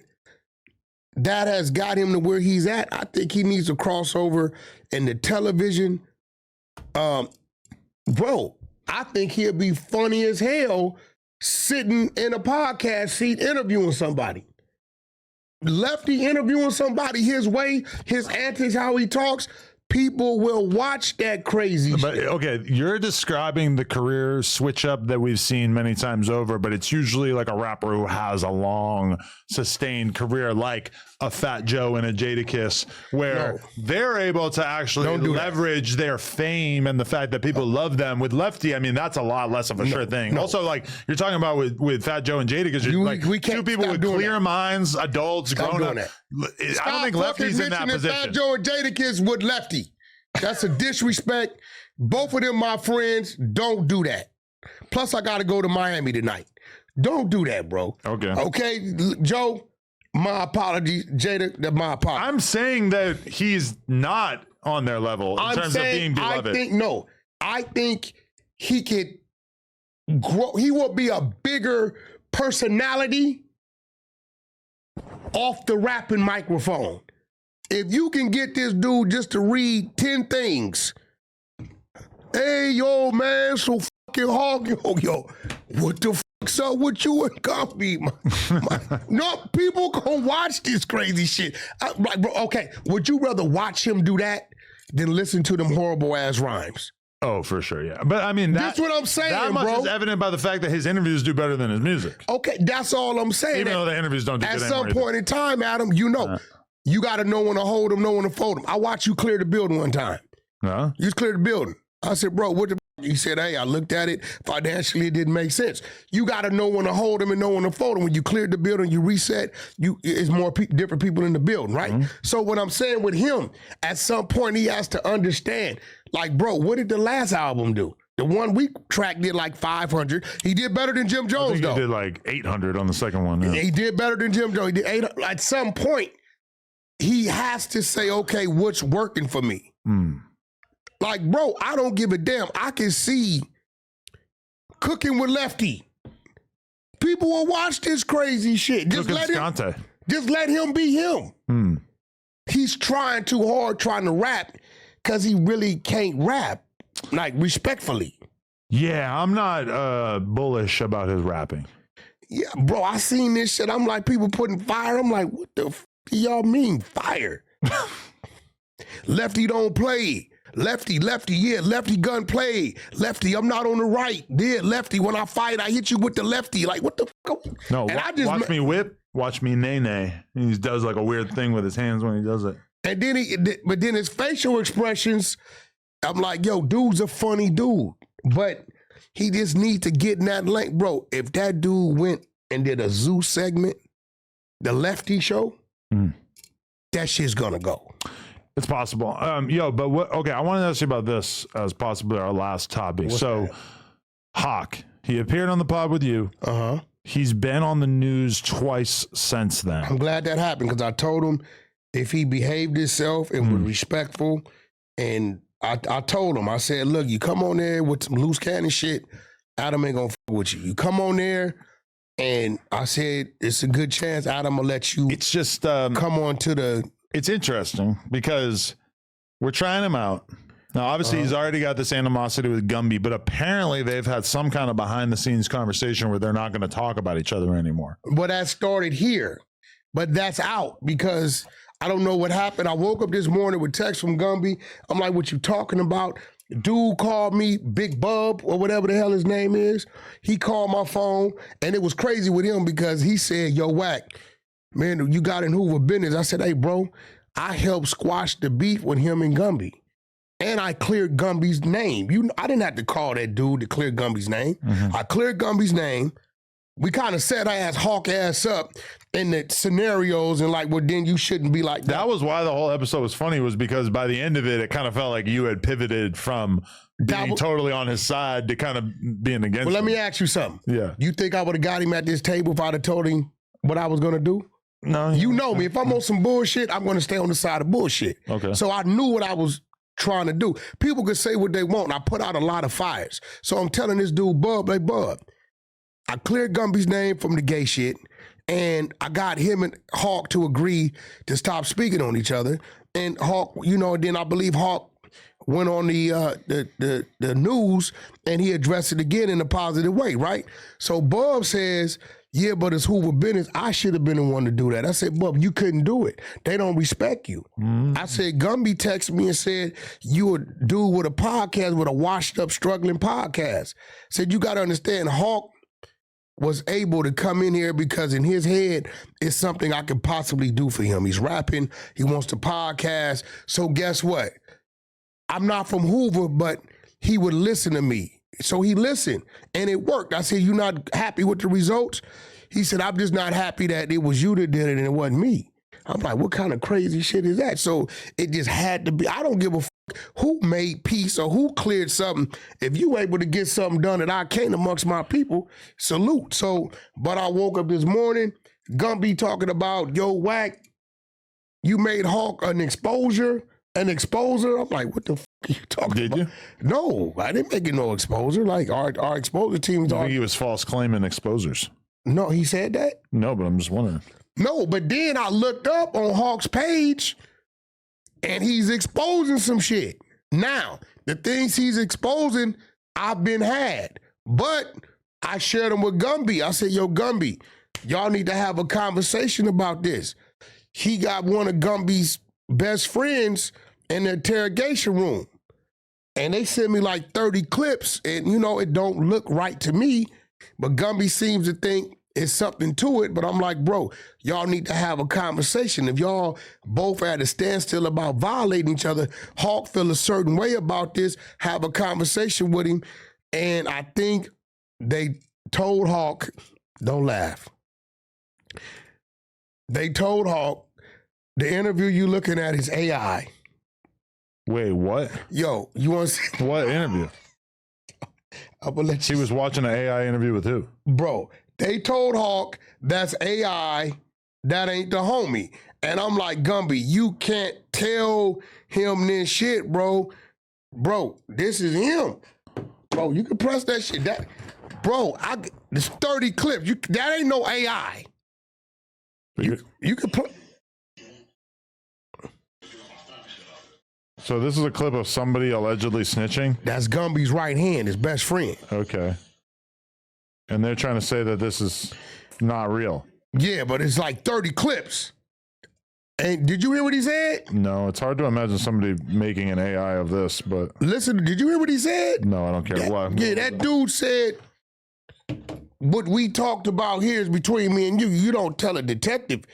Street niggas get a hold of that shit, bro. It's a gang of them. So I'm like, Hawk, you need to. So now Hawk guess then got mad because I'm like, damn, where the hell? Why is Gumby texting me talking about I made Hawk an exposure? Because I'm telling Hawk, like, I'm gonna holler at Gumby, and I sent all the clips to Gumby, like, bro, this is his issue. Holler at him. And I guess when Gumby told Hawk, oh, that shit is AI, that ain't real. Well, okay, so what I was going to say before you just went on a 10-minute rant was that now that Hawk is on the news a couple of times and stuff, it's like you got Treyway coming out of the woodwork to say that Hawk is not official. You got, what's that fool's name, Triggerbird or whatever, who was saying the same thing. It just feels like that's all Gumby. We're seeing like an instantaneous reaction from a lot of Hoovers who are kind of having this opinion of him. And I don't know. It's just kind of like a But weird then- decision to make. but because Hawk- we've seen it over and over that it's like if people become members of the No Jumper team who are not well liked or appreciated in their community, a lot of times, even if we don't make but the you see decision, what Hawk released they on end up Treyway, right? separated at some point. What? He released the footage of him and the man in the thing with a man cooking butt naked. Why do we breakfast. think that was with a man? But yeah, he was cooking naked apparently. Well, I think right now what Hawk's about to do, and I don't know, I ain't talked to him, but I believe because I seen him with damn homies. And they talking about he's exposing the homosexual behavior that's going on with a lot of people in his neighborhood. well, because I don't know. I just seen a clip. yeah, Young Hawk says that the leader of the Hooters is a booty bandit. You know, Gumby don't like this kind of attention. being Yeah, I put don't on know. this. That's what I'm saying. Young. I yeah. didn't even hear it. So he was actually saying this to. I didn't damn, hear it, bro. I gotta hear this. Oh, Hoover line. And I ain't never seen I don't know the nigga. You feel me? I don't know him. But I just know they say he like 5'2". He like 150 pounds. He a little itty bitty dude. He caught life 2 weeks before going home. Behind I mean, excuse my language to the LGBTQ community, but he caught life 2 weeks before coming home behind a homosexual. So I mean, you know, and that's what's funny about this politicking shit is that y'all can allow men to sit here and mess with a transsexual in front of you, you know, and think that that's cool. This is way before the LGBT stuff came into effect. This is just the way he was getting down and the way a lot of people was getting down. You feel me? And the leader of the Hoovers. you know, apparently? when people hear about it, like when certain shit get out like, oh, this dude a booty band, this dude a booty band and all. But what about these OG niggas that's outside, bro? That's still on that right now. You feel me? That shit go on in there and they out here doing that shit. You feel me? So it's just like these older niggas be knowing what they be tying themselves into. Not saying that that's going on everywhere, but I know, you feel me, in my section in prison, the top dog, man, he deep with that homosexual stuff. Wow. I mean, I have no idea who he's talking about, but what a strange claim to just say, hey, the leader of my gang is a homosexual. I mean, I don't know who it is. You see, I'm keeping it real. I'm sending it to Gumby. I'm like, bro, you can, look, that's all the shit. I'm like, bro, this is coming from the Hoovers. People be wondering how I get shit. And, look, you see what I'm saying? Right. Look, I'm sending it to him as it's coming to me. I'm sending it to him like, bro, you need to get with your people because he about ready to this, just that, and other. But at the end of the day, Treyway, from what Hawk says, got some allegations. Now, I will tell people this. If it's just cooking with his pants off, who cares? What, a man? What was he saying? With a man? Maybe there was another man in the room? No, they saying that another man was in the room. So they're not saying that he's gay or they did anything gay. They're just saying that he was with a man. he cooked food with another man while he was naked. They're saying that what he's saying, he was with another. He spent the night with a man. He know the man. Who knew that the great Hoover Civil War would play out mostly with gay allegations? I'm gonna tell you. Why it doesn't have to be this way. No, and this is my whole thing is that people both from within the Hoovers and outside of the Hoovers basically told me early on when they found out that I was going to interview Gumby, they said, "Be careful." No, because some of these people are not necessarily trying. And now I'm like, I don't want to be in the middle of the Hoover Civil War. I can't blame Hawk because, listen, and I'm going to tell all y'all, it's a lot of neighborhoods out there, right, that they ain't in this circus. When you sit at one of these tables, you are now putting your neighborhood in the circus. Somebody from your set is going to be jealous or know something or don't like, and then here they come. Oh, he got that light. I got this on him. I want the light. And here it comes. And I'm going to be real with you. Like, even without my G homies, I got a handful that could holler at me, right? Saying something to me. You don't hear me exposing or doing that type of shit with mine. I'm just not gonna do it, right?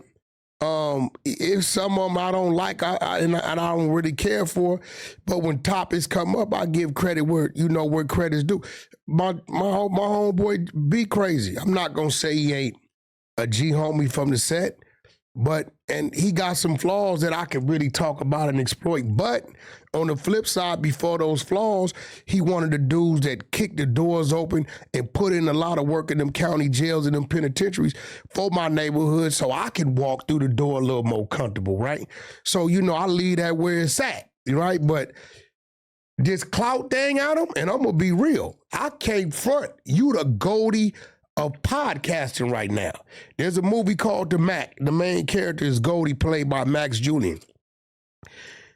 Dudes is gonna come through here and dance for a position. They're gonna dance, bro. I mean, and it ain't nothing you ask them to do. Can they throw it in a circle like T-Roll's son?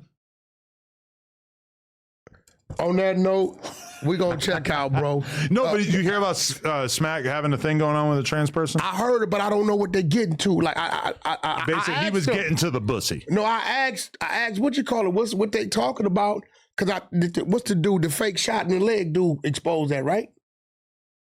I think it was on his show. Who got fake shot in the leg? The Dejan. Yeah. Dejan exposed it, but I guess there's some legs to this, ironically. Well, where did Dejan, where did he get it from? Dejan is a friend of many members of the gay community, and he had somebody reach out to him and say, hey, who is this Smac guy? He's been liking all of the homegirls' photos, etc., coming up in her DMs, trying to get some see. Now, that's what Smac was saying. Smac was telling T-Rail he liked somebody's pictures, so does that make him? I don't think he denied liking them. Did Smac know that this dude was from the community? I think he knew, and he was trying to get some anyway. So they got like DMs or something going on? I think so. I haven't actually seen all the evidence, but I think this has been a great reveal. We're realizing that Smac is a very freaky guy. Well, maybe he was trying to fix his voice. What? You think? What? Like, what do you mean? Like with Ursula? She like steals your voice? Hey, bro, I just watched the new Jurassic Park. How was that? I want to watch the new Happy Gilmore. It was great. They had to get one of the dinosaurs by water, by land, and by air. They had to get this, and it would cure people of certain things. Really? The new Jurassic Park is great. I would go see it a second time. And maybe he feels like something in him from them, that's a him, and he's like pacifying himself by saying it's a her, may fix him when it comes to it or his voice. That's interesting. I don't know, bro.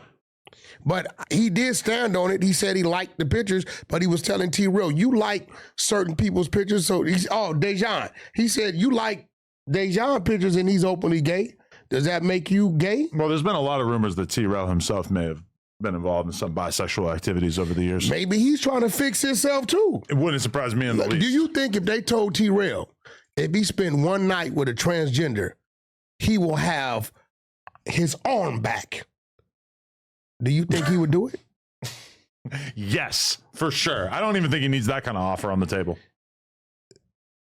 No, I don't think T-Real's openly gay. I don't think he's openly gay. Shout out to my boy Smac. I'm very proud of you for coming out the closet and making love to a trans woman on Plug Talk. Coming next week. Shout out to Wack 100. Please drop a like. And if they want to tune into when you file that paper lawsuit, leave me out of it. When they want to tune into the Akon episode, members only. It'll be out by the time they see this. It'll be out. What day? It'll be out tomorrow or whatever. But it'll be out by the time they see this if you want to go watch another episode. Yeah, well, you're going and I'm going. I got a big meeting to attend tomorrow. I'm very excited about. So I'm out of here. Oh, Christopher Lovejoy. August 9th. First fight in America. Really? This is his first fight in America. Maybe I'll go. You got a couple hundred on it? That's the day of the event here. Yeah, that's the day of the event. You got a couple hundred on it? Maybe we can watch the actual fight while we're on stream. That'll be fun. I can set it up. It's a pay-per-view thing, I assume? Yeah, I can still, I'm kind of part of it. Oh, yeah. Give me that illegal stream. I'm going to be on meth streams. Illegal stream? Meth streams? You never heard of meth streams? Nah, but I don't know. Nothing to do with meth. Actually. It's not really about meth. Nothing to do with a meth, a Beth, a Seth, none of that type of shit. Okay. Shout out to all of the MILFs out there. Shout out to everybody with a surrogate. Shout out to Donnie on the boards. Shout out to Flacco, Brandon, all the other overweight co-hosts on this here podcast. Make sure you go eat some of these Everything 420 edibles because they're going to sit you on your ass. Shout out to the corn man. Stick a corn cob up your ass, much like a carrot, and we'll be back. Yo. Like, comment, and subscribe. Yo, What? You took another shot at him. Oh, God damn.